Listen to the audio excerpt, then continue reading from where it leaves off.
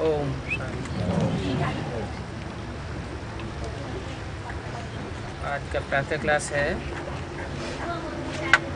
27 अगस्त 1995।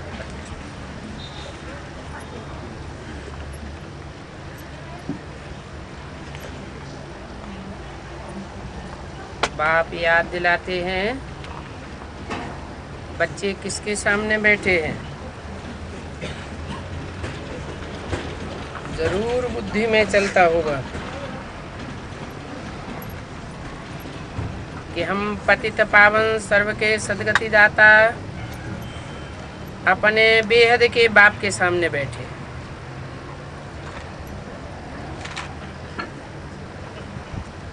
भल ब्रह्मा के तन में है तो भी याद उनको करना है।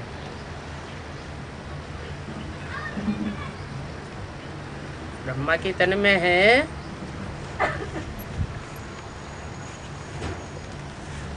तो ब्रह्मा के तन में याद करना है या उनको याद करना है।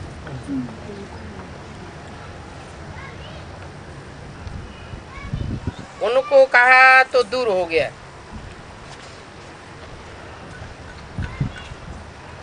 ब्रह्मा के तन में होते हुए भी इनको याद कर नहीं करना है, उनको याद करना है। ये दूर क्यों कर दिया? ब्रह्मा के तन में है तो इनको याद करना है, उनको याद करना है। इसका मतलब वो पार्ट अभी प्रत्यक्ष नहीं हुआ है, पार्ट आगे चलने वाला है जो पतित पावन है, सब पतितों को पावन बनाने वाला है। मनुष्य कोई सर्व की सदगति नहीं कर सकते।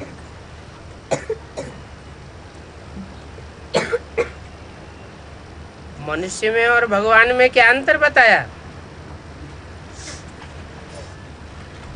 मननात् मनुष्य है, जिसका मन चलता है वो मनुष्य है। जिसका मन चलायमान नहीं है, जो अमन है, मन को पूरा कंट्रोल करने वाला है, वो भगवान है। अर्थात निराकारी, निर्विकारी, निरहंकारी। निराकार है, निराकारी स्टेज वाला है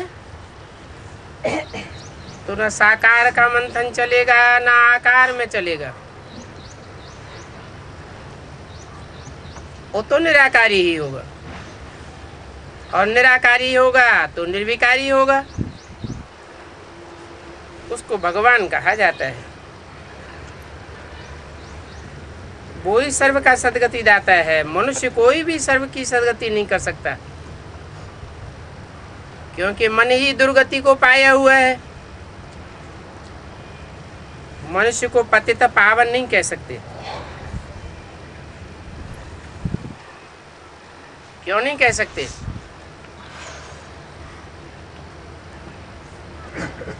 क्योंकि 11 इंद्रियां हैं, 11 इंद्रियों में मन प्रधान है। 11 इंद्रियां अगर पतित हैं, मन पतित है, पतन की ओर जाने वाला है, तो दूसरों को पावन कैसे बनावेगा? बच्चों को अपने को आत्मा समझना पड़े।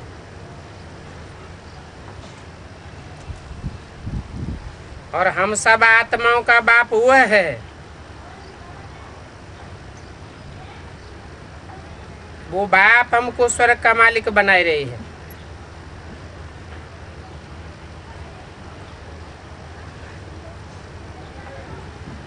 मनुष्य स्वर्ग का मालिक नहीं बनाए रहे हैं। मनुष्य सब देहाभिमानी है, देहधारी हैं, देह में बुद्धि धरी रहती है।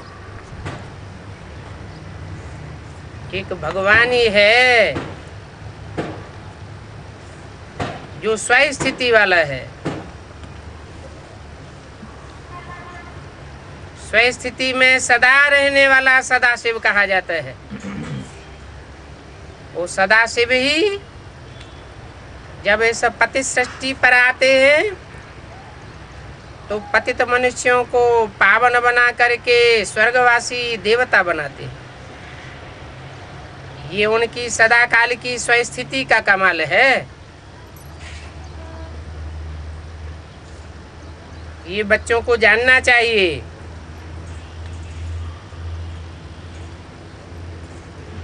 क्या बात जाननी चाहिए कि स्वस्थिति से होता है स्वर्ग और परचिंतन से होता है नरक। स्व है आत्मा और पर है 5 तत्वों वाला शरीर।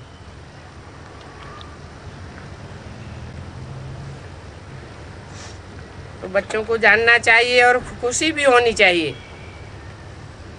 कि अभी हमें बाप स्वर्गवासी बनाने आए हैं। ये भी बच्चे ही जानते हैं कि हम नरकवासी से स्वर्गवासी बन रहे हैं और हमको बहुत सहज रास्ता मिल रहा है।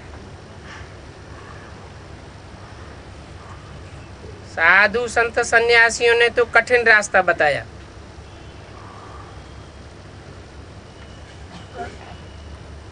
योग के नाम पर देह की प्रक्रियाएं सिखाई, श्वास प्रश्वास को रोकना करना सिखाया। अभी बाप तो हमको बहुत सहज रास्ता बताते हैं। अपन को आत्मा समझ मुझे परम पिता परमात्मा को याद करो। तो सिर्फ ये याद करना है और अपने में दैवी गुण धारण करने हैं। अपनी जांच रखनी है कि हमारे में दैवी गुण आए हैं। इसलिए नारद का मिसाल भी दिया जाता है। सामने आरसी रख दिया कि अपनी जांच करे कि मैं मंदिर लायक हूं या बंदर हूं। ये सब दृष्टांत ज्ञान सागर बाप ने दिए हैं। जो भी सन्यासी आदि दृष्टांत देते हैं वो सब दृष्टांत बाप के दिए हुए हैं। भक्ति मार्ग में सिर्फ गाते रहते हैं, प्रैक्टिकल की बात नहीं है। यहाँ तो प्रैक्टिकल की बातें हैं। कछुए का दृष्टांत, सर्प का दृष्टांत, भ्रमरी का दृष्टांत देंगे, परंतु न कुछ प्रैक्टिकल कछुए जैसा कर सकेंगे, न सर्प का कर सकेंगे कर, और न भ्रमरी का दृष्टांत देने योग्य है। ये तो तुम्हारे ऊपर लागू होने वाली बातें हैं। भ्रमरी मिसल तुम ज्ञान की भू भू करके औरों को आप समान बनाती हो। विष्टा के कीड़ों को आप समान बनाकर फिर बाप समान बनाती है। सर्प का मिसाल भी तुम्हारा है। जैसे वो सर्प है, अपनी कैंचुल त्यागता है, नई कैंचुल धारण करता है। 4-5 बार अपने जीवन में कैंचुल त्यागता है। तुम भी पहले अपनी आत्मा के देह अभिमान की कैंचुल त्यागते हो।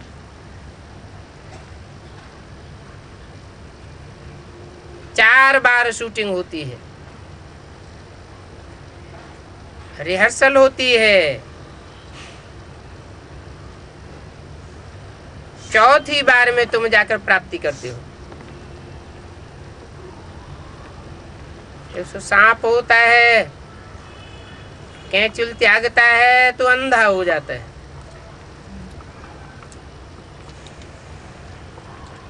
अंतिम स्टेज की बात है। अंतिम चौथी स्टेज में सब आत्माएं जर्जरीभूत तमो प्रधान बन जाती है। तुम ही कछुए में सला अपने इंद्रियों को समेट लेते हो। इंद्रियां अपने कार्य व्यवहार कर न सके। याद करते करते तुम्हारी इंद्रियां शीतल हो जाती है।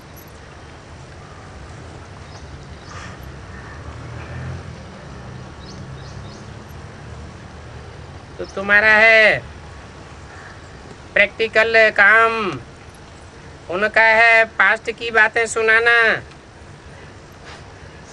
इस समय जो कुछ प्रैक्टिकल में होता है उसका फिर भक्ति मार्ग में गायन चलता चला आता है। भक्ति मार्ग में प्रैक्टिकल तो कुछ भी होता नहीं। बल देवताओं का जन्मदिन अथवा भगवान का जन्मदिन मनाते हैं, परंतु जानते कुछ भी नहीं है कि उनका जन्म कैसे होता है। तुम्हारी बुद्धि में तो बैठ गया है, अभी तुम समझते जाते हो। बाप से शिक्षा लेकर पतित से पावन भी बनते हो। पहले शिक्षाओं को धारण करना पड़े, खुद भी पावन बनते हो और पतितों को भी पावन बनाने का रास्ता बताते हो। ये है तुम्हारी मुख्य सर्विस, ये रूहानी सेवा है। पावन बनना और पतितों को पावन बनने का रास्ता बताना। पहले पहले कोई को भी आत्मा का ज्ञान देना होता है। जब तक अपन को आत्मा न समझे तब तक पतित से पावन बन न सके। तुम भी आत्मा हो, आत्मा का किसी को भी पता नहीं है। इतनी छोटी आत्मा, देखो एक छोटी सी बूंद से कितना बड़ा शरीर बनता है। जैसे इतने छोटे बीज से झाड़ कितना बड़ा निकलता है, तो ये आत्मा भी अति सूक्ष्म है और इसमें जन्म जन्मांतर का अविनाशी पार्ट भरा हुआ है। जब समय होता है आत्मा अमुक अमुक शरीर में आकर के अमुक अमुक पार्ट बजाती है, तो घड़ी घड़ी अपन को आत्मा समझना चाहिए। हम आत्माओं का बाप परमपिता परमात्मा है। वो परम पिता भी है, परम टीचर भी है। परम पिता किसे कहा जाता है? परम माना बड़े ते बड़ा, जिससे बड़ा कोई हो न सके। वो सबका पिता है, लेकिन उसका कोई पिता नहीं है। भारत की परंपरा में कौन सा देवता है? 33 करोड़ देवताओं में से एक ही देवता है जिसका कोई बाप नहीं कहा जाता, कोई साकारी बाप नहीं। कहते हैं देव देव महादेव। वो परम पिता परम टीचर भी है। सबको पढ़ाई पढ़ाने वाला है, परंतु उसको पढ़ाने वाला कोई भी नहीं है। तो ये बातें हरदम बच्चों को याद रहनी चाहिए। इसलिए याद रहनी चाहिए।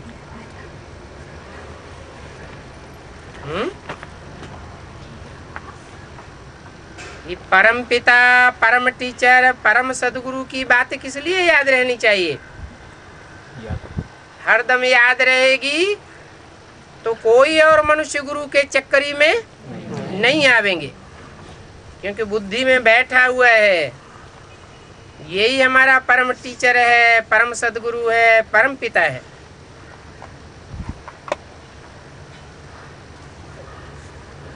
ये बात भूलनी नहीं चाहिए। तुम जानते हो अब हमको वापस जाना है, बिना सामने खड़ा हुआ है। ये बिना सामने किस लिए खड़ा है?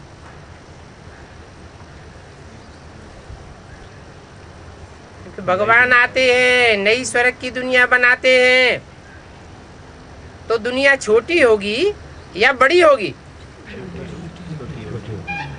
स्वर्ग में स्व स्थिति में रहने वाली आत्माएं थोड़ी होंगी या ढेर की ढेर होंगी? स्व स्थिति का सब पुरुषार्थ नहीं करेंगे। जो आत्म की स्थिति में पक्के होंगे वो ही स्वर्ग में जावेंगे। आत्म की स्थिति में कच्चापन रह जाएगा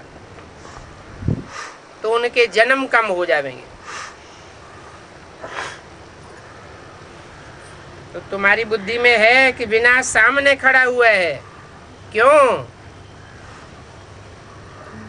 क्योंकि जो भी आत्म की स्थिति का पक्का पुरुषार्थ न करने वाली आत्मा है वो सब विनाश में काल के गाल में बैठ जाएंगी। वो आत्माएं परमधामवासी बन जाएंगी और तुम स्व स्थिति में पक्के होने के कारण स्वर्गवासी देवता बन जाएंगे। इसलिए सतयुग में दैवी परिवार बहुत छोटा होता है। अगर इतनी बड़ी दुनिया का विनाश न हो तो छोटा परिवार, सुखी परिवार कैसे बनेगा? कलयुग में तो देखो कितने ढेर मनुष्य हैं, अनेक अनेक धर्म हैं, अनेक मतें हैं, तो आपस में टकराहट होती रहती है। सतयुग में तो ये कुछ भी नहीं होता, क्योंकि वो है ही सत्य का युग। झूठ का नाम निशान नहीं, सत्य एक ही होता है। असत्य अनेक प्रकार के होते हैं। तो बच्चों को सारा दिन बुद्धि में ये बातें लानी है, क्योंकि ये पढ़ाई है ना। उस पढ़ाई में तो कितने किताब आदि होते हैं। हर एक क्लास में नए नए किताब खरीद करने पड़ते हैं। यहाँ तो कोई भी किताब नहीं, शास्त्रों आदि की बात ही नहीं। इसमें तो एक ही बात है और एक ही पढ़ाई है।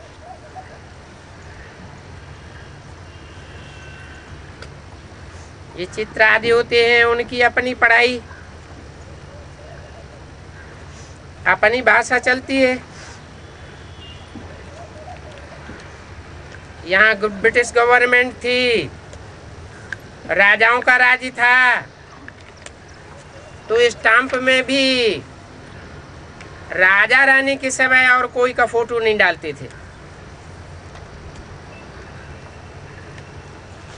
27/8/95 की वाणी का दूसरा पेज। आजकल तो देखो भक्त आदि जो भी होकर के गए हैं उनकी भी स्टाम्प बनाते रहते हैं। अब कहाँ भक्त और कहाँ राजा रानी, तो द्वैतवाद फैल गया ना। इन लक्ष्मी नारायण का राज्य होगा तो एक ही चित्र महाराजा महारानी का होगा। ऐसे नहीं जो पास्ट देवताएं होकर गए हैं उनके चित्र मिट गए हैं, नहीं, पुराने से पुराने देवताओं का चित्र बहुत दिल से लेते हैं। क्योंकि शिव बाबा के बाद नेक्स्ट टू शिव है लक्ष्मी नारायण।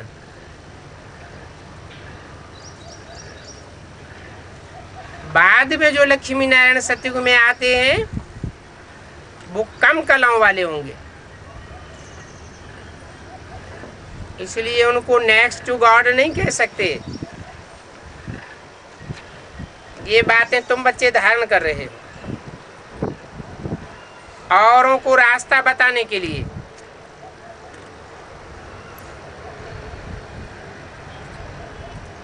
कि सतयुग में भी जो फर्स्ट डायनेस्टी होती है लक्ष्मी नारायण की, वो ही ऊंचते ऊंच राजा हैं दुनिया के। ये बिल्कुल नई पढ़ाई है। तुमने ये पढ़ाई सुनी थी और पद पाया था, और कोई इन बातों को जानते नहीं।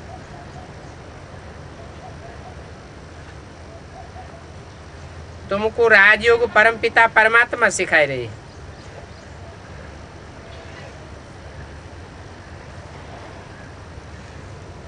और ये महाभारत लड़ाई भी मशहूर है।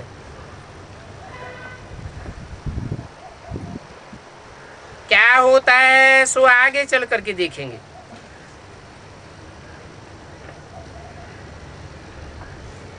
कोई क्या कहते रहते, कोई क्या कहते रहते, दिन प्रतिदिन मनुष्यों को टच होता जाएगा।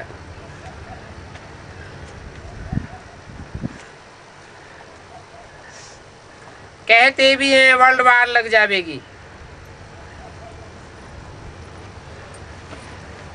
उस वर्ल्ड वार लगने से पहले तुम बच्चों को अपनी पढ़ाई करने से पहले अपनी पक्की कमाई करनी है। पढ़ाई से ही कर्मातीत अवस्था प्राप्त करनी है। बाकी असुरों और देवताओं की कोई लड़ाई नहीं होती है। क्यों नहीं होती है? शास्त्रों में तो असुरों और देवताओं की लड़ाई दिखाई है। राम रावण संप्रदाय दिखाया है, कौरव पांडव संप्रदाय दिखाया है, देवासुर संग्राम दिखाया है। परंतु बाप कहते हैं असुरों और देवताओं की लड़ाई हो ही नहीं सकती। क्यों नहीं हो सकती? क्योंकि असुर होते हैं कलयुगी दुनिया में और देवताएं होते हैं छोटी सी सतयुगी दुनिया में। इस समय तुम ब्राह्मण संप्रदाय हो, जो फिर जाकर के नंबरवार दैवी संप्रदाय बनते हो। तो इस समय संस्कारों की टकराहट हो सकती है। बाकी सतयुग में देवी देवताओं और राक्षसों की लड़ाई की बात नहीं है। इसलिए तुम इस जन्म में दैवी गुण धारण कर रहे हो। नंबर 1 दैवी गुण है पवित्रता का।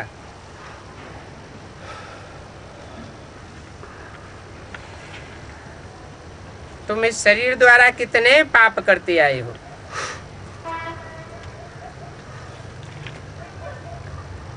अपवित्र बने तब से पाप करना शुरू हुआ। देवताएं तो पवित्र थे। आत्मा को ही कहा जाता है पाप आत्मा, पुण्य आत्मा, परमात्मा। महात्मा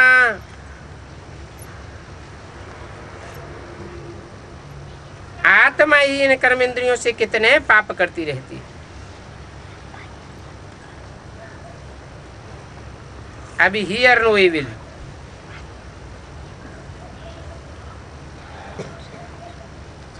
ये पढ़ाई भी आत्मा को पढ़ाई जाती है। आत्मा ही कानों से सुनती है। बाप ने तुम बच्चों को स्मृति दिलाई है कि तुम ही आदि सनातन देवी देवता धर्म वाले थे। तुम किसको कहा जाता है? वह आदि सनातन देवी देवता धर्म वाले नहीं थे।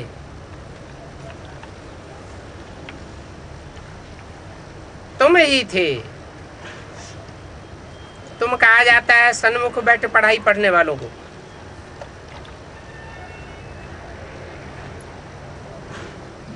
तुम चक्कर खा करके आए हो, अब फिर से तुमको वही देवता बनना है। ये मीठी स्मृति आने से तुमको पवित्र बनने की हिम्मत आ जाती है कि हम हैं ऊंचे ते ऊंचे घराने के।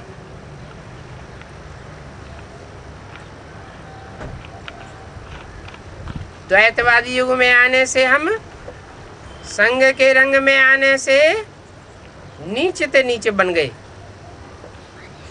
अब हमें फिर से ऊंचे बनना है। तुम्हारी बुद्धि में है कि हमने कैसे 84 का पाठ बजाया। उन ब्राह्मणों ने 84 का पाठ नहीं बजाया है। क्यों?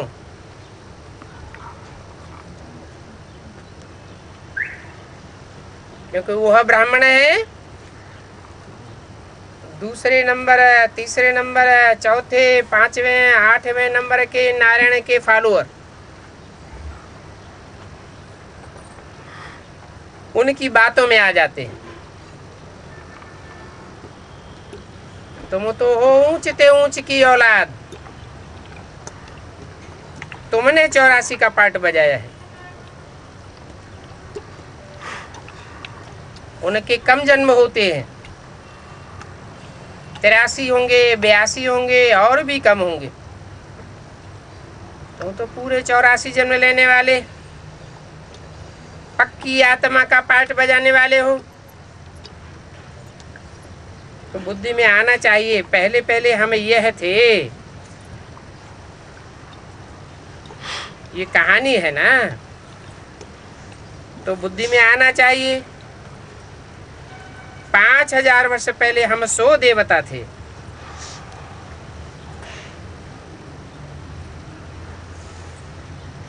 उन लक्ष्मी नारायण के राज्य में यथा राजा तथा प्रजा सब 16 कला संपूर्ण थे।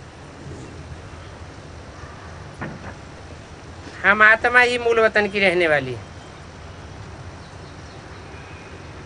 पहले पहले हमें ही मूल वतन में जाते हैं, फिर सुखधाम में आते हैं। तो मूल वतन हम आत्माओं का घर है। वहां से हम आते हैं पाठ बजाने। पहले पहले हम ही सूर्यवंशी चंद्रवंशी बनते हैं। अभी तुम ब्रह्मा की संतान ब्राह्मण वंशी हो।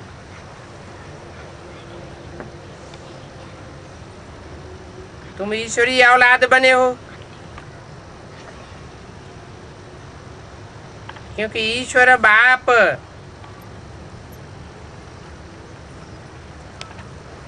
किसमें आया हुआ है? जिस मुकर्रर रथ में आया हुआ है वही फर्स्ट नारायण बनता है। ईश्वर बैठ तुमको शिक्षा देते हैं।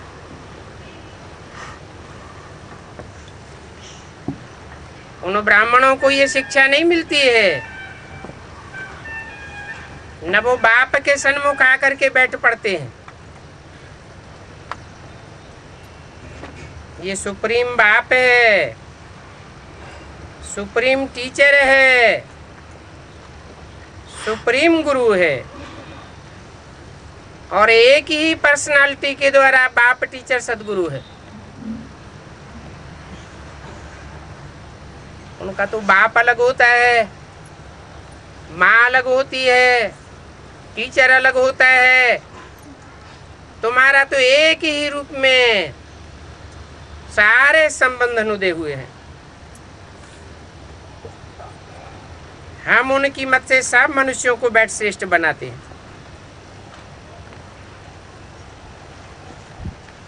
मुक्ति और जीवन मुक्ति दोनों श्रेष्ठ हैं। हम अपने घर जाएंगे, फिर पवित्र आत्माएं आकर के राजी करेंगी। तो ये चक्कर है ना, इसको कहा जाता है सुदर्शन चक्र। ज्ञान की बात है, कोई शस्त्र की बात नहीं है।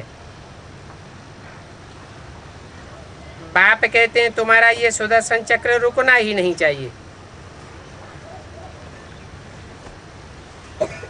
सदैव स्वात्मा का 84 के चक्र में दर्शन करते रहना चाहिए।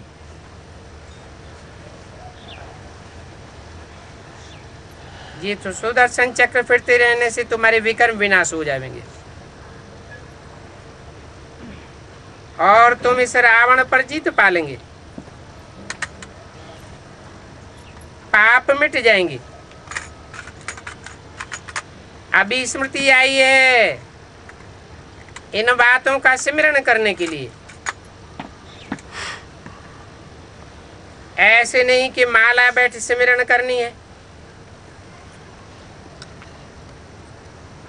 नहीं। माला रूपी संगठन जिन ब्राह्मण आत्माओं का बनता है, उन नजदीकी आत्माओं के माला रूपी मणके को हम जानते हैं। उनके 84 के चक्र से कनेक्शन हमारा है। तो बुद्धि में एक एक की स्मृति बैठ जाती है। जैसे बाप आते हैं तो मुख्य मुख्य पाठधारियों की जीवन कहानी बताते हैं। सतयुग में लक्ष्मी नारायण, त्रेता में राम सीता, द्वापर में इब्राहिम बुद्ध क्राइस्ट कैसे आकर के पाठ बजाते हैं।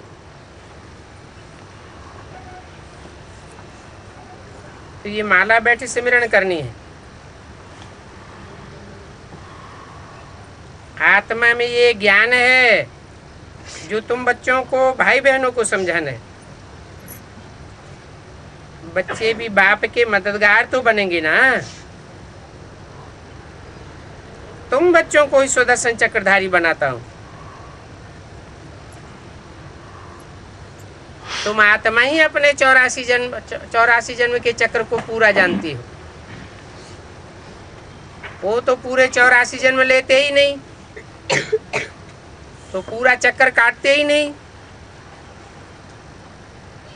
तो तुमको सुदर्शन चक्रधारी बनाता हूं।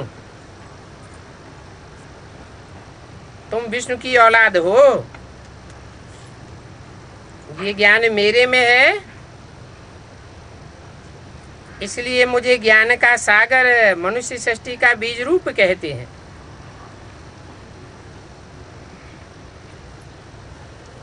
उनको बागवान भी कहा जाता है। नई दुनिया का कितना अच्छा बगीचा लगाते हैं।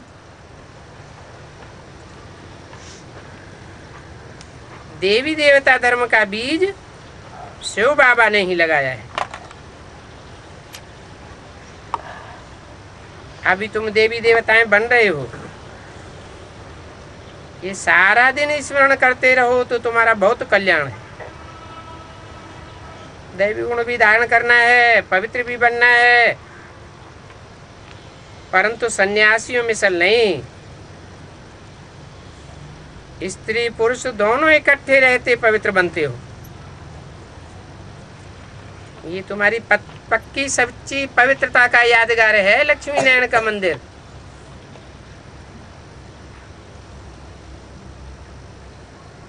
ऐसा धर्म और कोई दुनिया में नहीं होता जो स्त्री पुरुष इकट्ठे रह करके पवित्र रहते हों। निवृत्ति मार्ग वाले तो वह सिर्फ पुरुष बनते हैं जो घरघाट छोड़ जाते हैं। वो कहते हैं स्त्री पुरुष दोनों इकट्ठे रहे पवित्र रहे, ये हो नहीं सकता, बहुत मुश्किल है। बाप याद दिलाते हैं कि सतयुग में लक्ष्मी नारायण का राज्य था ना। वो लोग लक्ष्मी नारायण की महिमा भी गाते हैं, ओम नमो नारायण भी कहते हैं।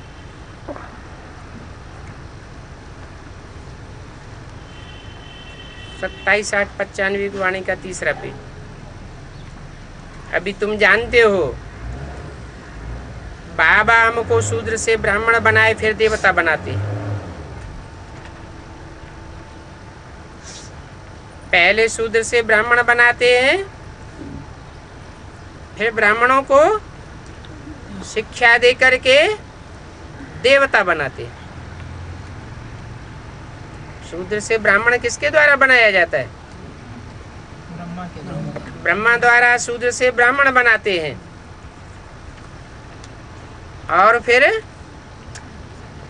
उन 9 ब्राह्मणों को, जो 9 कुरी वाले ब्राह्मण होते हैं, उनको शिक्षा दे करके देवता बनाते हैं।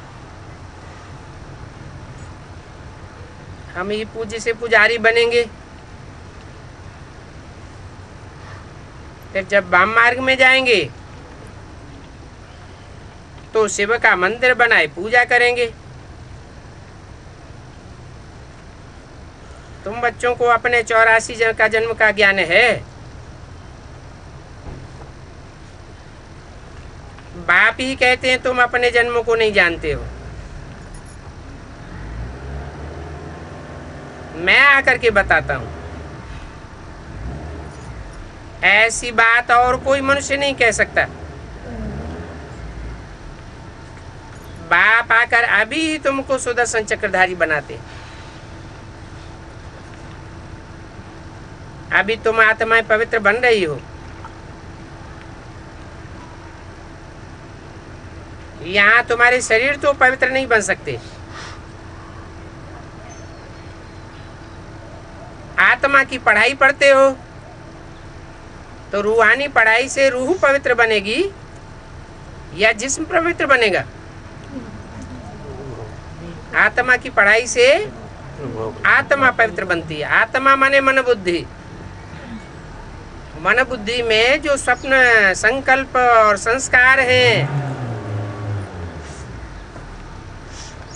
उनकी शुद्धि हो जाती है। जब आत्मा पवित्र बन जाती है तो आत्मा को चोला भी पवित्र चाहिए। जब तुम आत्मा पवित्र बन जावेंगे तो ये देहवान भरे हुए चोले की स्मृति को छोड़ देंगे।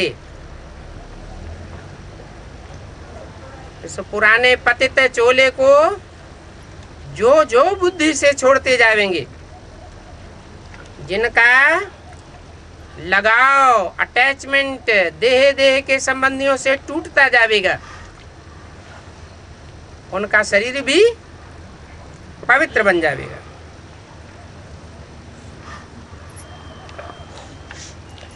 पवित्र दुनिया अब स्थापन हो रही है। ऐसे नहीं कि उस पवित्र दुनिया में सिर्फ पवित्र आत्माएं ही होंगी, पवित्र शरीर भी होंगे। 5 तत्व भी पवित्र बन जाएंगे। तुम्हारे संगठित योग बल से सारी प्रकृति पावन बन जाती है।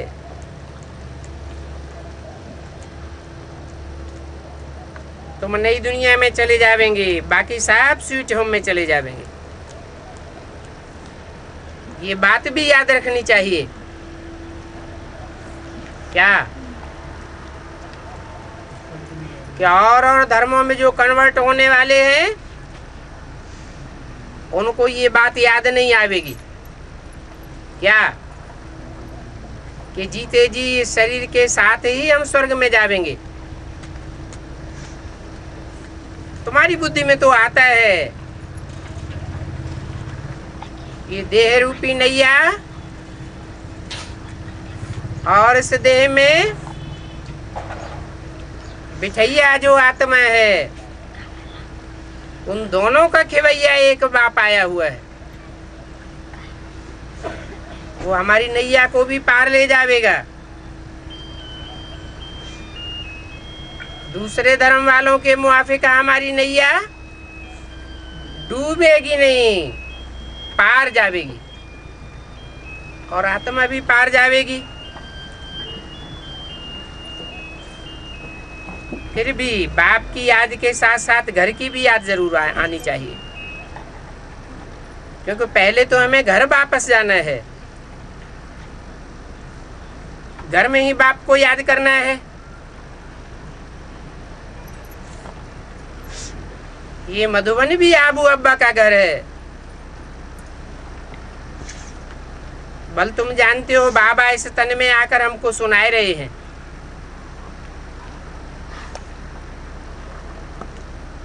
परंतु बुद्धि परमधाम स्वीट होम से टूटनी नहीं चाहिए।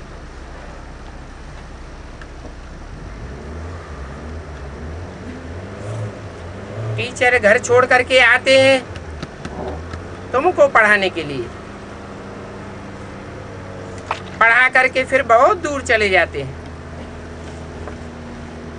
उस सेकंड में कहाँ भी चले जा सकते हैं। आत्मा देखो कितनी छोटी बिंदी है, तो वंडर खाना चाहिए। एक सेकंड में आत्मा कहां से कहां चली जाती है। बाप ने आकर के आत्मा का भी ज्ञान दिया है। ये भी तुम जानते हो कि स्वर्ग में कोई भी गंदी चीज नहीं होती है।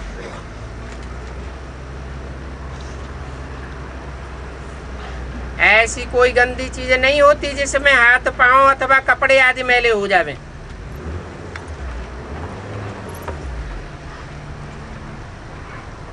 देवताओं की कैसी सुंदर पहरवाइश दिखाते हैं। कितने फर्स्ट क्लास कपड़े होंगे। उन कपड़ों को कभी धोने की भी दरकार नहीं होगी। वहां कोई भी प्रकार का प्रदूषण नहीं होगा।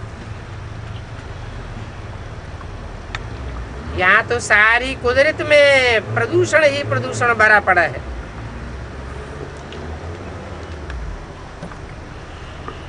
इनको देख करके कितनी खुशी होनी चाहिए।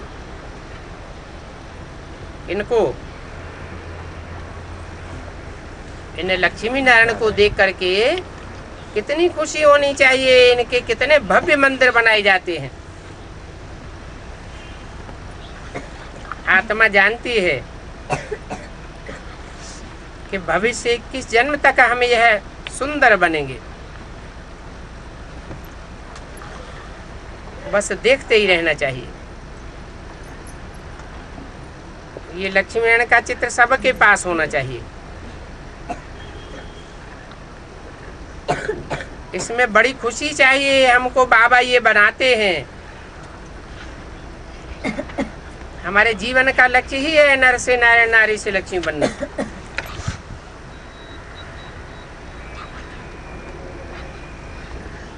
ऐसे ऊंचते ऊंचे लक्ष्मी नारायण बनाने वाले ऊंचते ऊंचे बाबा के हम बच्चे हैं।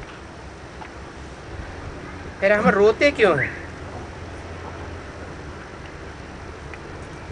हमको तो रोने करने आदि की कोई फिक्र नहीं होनी चाहिए। देवताओं के मंदिर में जाकर के महिमा गाते हैं। सर्वगुण संपन्न 16 कला संपूर्ण संपूर्ण अहिंसक मर्यादा पुरुषोत्तम। उनको कहते हैं अच्युतम केशवम ढेर सारे नाम बोल देते हैं एक ही श्लोक में। ये सब बातें शास्त्रों में लिखी हुई हैं, जो याद करते आते हैं। परंतु ये शास्त्रों में किसने लिखा? कहते हैं व्यास ने लिखा, या कोई नए नए गुरु आते होंगे, वो भी शास्त्र बनाते रहते होंगे। ये गुरु ग्रंथ साहब आगे बहुत छोटा था, हाथ से लिखा हुआ था। अभी तो कितना बड़ा बना दिया है। जरूर इसमें एडिशन किया होगा।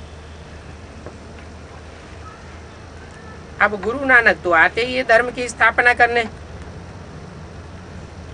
वो कोई राजधानी स्थापन करके तो जाते नहीं है। राजधानी स्थापन करने वाला और साथ साथ धर्म की स्थापना करने वाला तो एक ही बाप है, जो असली ज्ञान देने वाला है। क्राइस्ट भी सिर्फ धर्म की स्थापना करने के लिए आते हैं।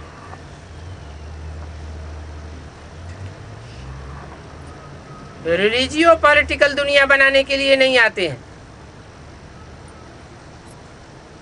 बाप आकर के राजधानी भी स्थापन करते हैं और धर्म की भी स्थापना करते हैं। जब सब धर्म आ जाते हैं तो सब वापस जाएंगे। उन सबको घर भेजने वाला कौन है?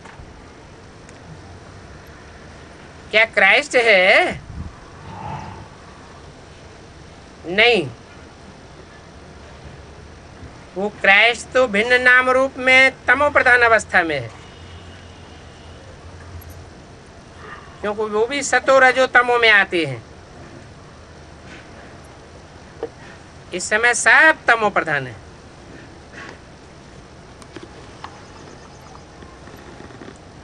शिव बाप तो है ही सत्य चित्त आनंद, वो कभी तमो प्रधान नहीं बनता और सब की जर्जरी भूत अवस्था होती है। पुनर्जन्म लेते लेते इस समय सब धर्म वाले आकर तमो प्रधान बने हैं। अभी सबको वापस जरूर जाना है, फिर से चक्र फिरना चाहिए। पहले नया धर्म चाहिए जो सतयुग में था। बाप ही आकर आदि सनातन देवी देवता धर्म की स्थापना करते हैं। आकर के देवी देवता धर्म की स्थापना करते हैं। ऐसे नहीं ज्ञान सुनाकर ब्रह्मा में चले जाते हैं, फिर धर्म की स्थापना अपने आप होती रहती है और राजधानी की स्थापना अपने आप होती रहती है। नहीं, दोनों काम बाप ही आकर के करते हैं। फिर विनाश भी होना है। पहले स्थापना, फिर असत धर्मों का विनाश, फिर पालना। सतयुग में तो एक ही धर्म होगा, वो है ही सत्य का युग। सत्य एक ही होता है, असत्य के अनेक रूप होते हैं। रावण है असत्य तो 10 मुखों वाला है, राम है सत्य तो एक मुख वाला दिखाया जाता है। इसका मतलब है रावण 10 मुखों से 10 प्रकार की बातें करता है। झूठी झूठी बातें, एक के ऊपर दूसरा झूठ, झूठ दूसरे के ऊपर तीसरा झूठ, झूठ ही झूठ, मेरे ही झूठ, सच की रत्ती नहीं। और बाप आकर एक ही सत्य बात सुनाते हैं, एक ही सत्य युग की स्थापना करते हैं।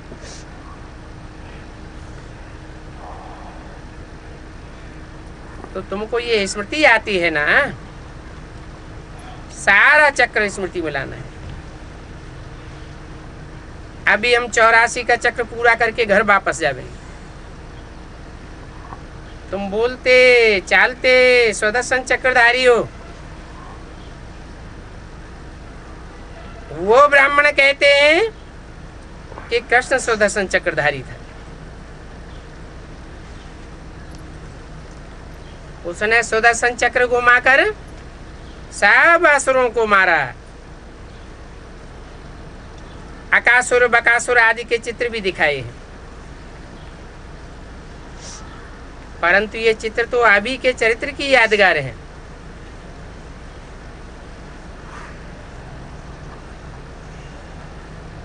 अकासुर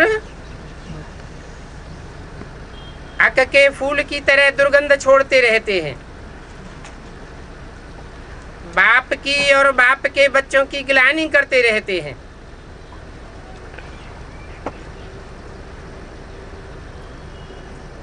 बकासुर बगुले की तरह पार्ट बजाने वाले हैं। जैसे बगुला पानी में एक टांग से खड़ा हो जाता है, देखने में आता है बहुत तपस्वी है, और जैसे ही मछली सामने आती है गड़प कर लेता है, फिर एक टांग पे खड़ा हो जाता है। ऐसे ये ज्ञान की बकबक करने वाले हैं। इनके प्रैक्टिकल जीवन में ज्ञान धारण नहीं हो पाता। ऐसे ही ब्राह्मण फिर कहते हैं कि कृष्ण जी सुदर्शन चक्रधारी था।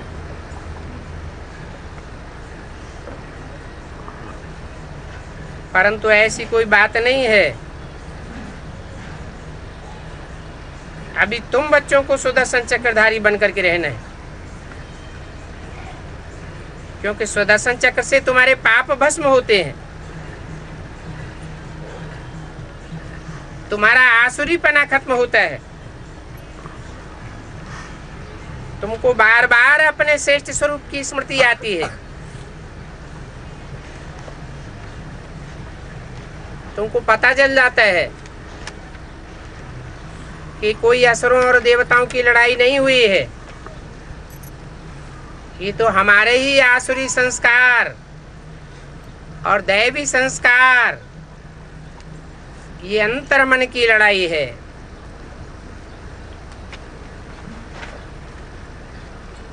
असुर होते हैं कलयुग में और देवताएं होते हैं सतयुग में। अभी तुम संगम युग पर हो, घड़ी घड़ी कलयुगी संकल्पों में चले जाते हो। जब बाप की स्मृति आती है, श्रीमत पर चलते हो, तो अपने को सतयुग का महसूस करते हो। 27, 8, 95 की वाणी का चौथा पेज। ये बीच में संगम युग है। ये शास्त्र सब भक्ति मार्ग के हैं, इनमें ज्ञान का नाम निशान नहीं है। ज्ञान का सागर एक ही बाप है और वो सब के लिए है। सिवाय बाप के कोई भी आत्मा पवित्र बना करके वापस नहीं ले जा सकती। हाँ, पाठ जरूर सबको बजाना है। तो अभी अपने 84 के चक्र को याद करना है। हम अभी सतयुगी नए जन्म में जाते हैं। ऐसा जन्म फिर कभी नहीं मिलेगा। पहले शिव बाबा, फिर ब्रह्मा बाबा, ये दो बाबाएं हैं। एक है बड़ा बाबा और एक है छोटा बाबा। बड़ा बाबा है निराकार,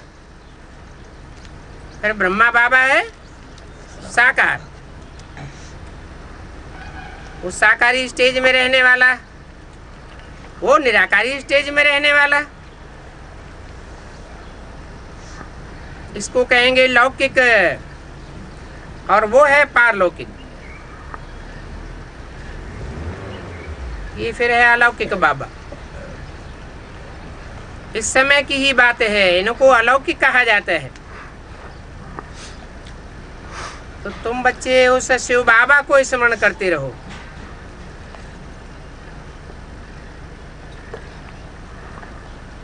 इस ब्रह्मा को नहीं।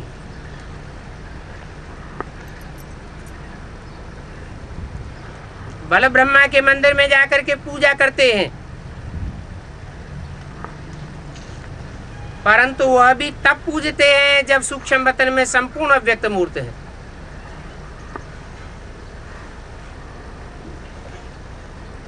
ये शरीरधारी ब्रह्मा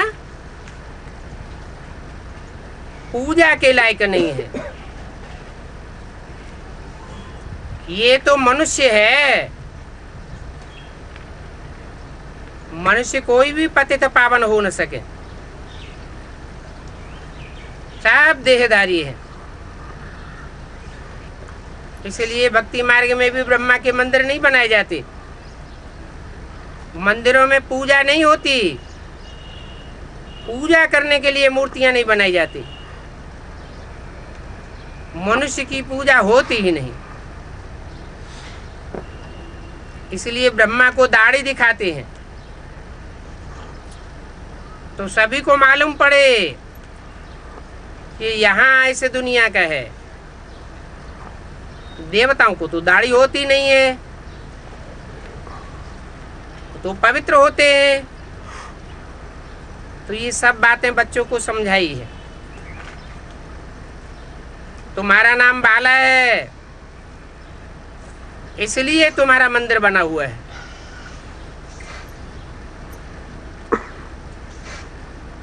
सोमनाथ का मंदिर कितना ऊंचे से ऊंचे है, नाम रख दिया है सोमनाथ।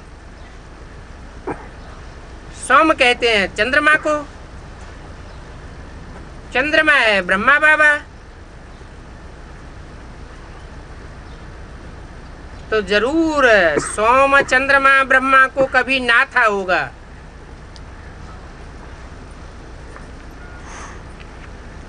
शिव के मंदिर में कौन सा जानवर दिखाते हैं? बैल दिखाते हैं। बैल पर सवारी किसकी दिखाते हैं? शंकर की सवारी दिखाते हैं। तो जरूर कभी छलांग लगाकर चढ़ाई चढ़ी होगी। कहते हैं ना हाई जंप लगाई।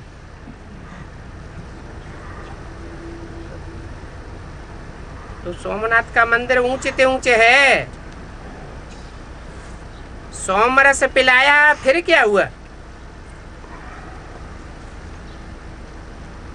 फिर यहाँ भी दिलवाड़ा मंदिर देखो, मंदिर हूबहू तुम्हारा यादगार बना हुआ है।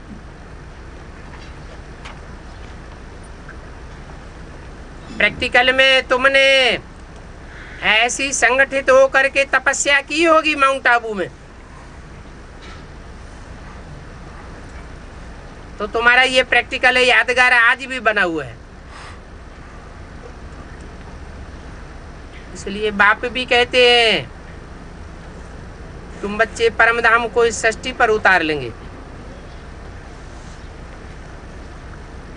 परम धाम अर्थात निराकारी स्टेज वालों का संगठन, जहां कोई भी किसी का संकल्प नहीं चलेगा। भले दुनिया में ताबड़तोड़ विनाश होता रहे, तुम अपनी स्वस्थिति में टिके रहेंगे। दुनिया हाय हाय करके मरती रहेगी, शरीर छोड़ती रहेगी, और तुम दिलवाड़ा मंदिर की प्रैक्टिकल स्टेज में रहेंगे। ये हूबहू यादगार है। नीचे तुम तपस्या कर रहे हो, ऊपर में स्वर्ग बनाई दिया है।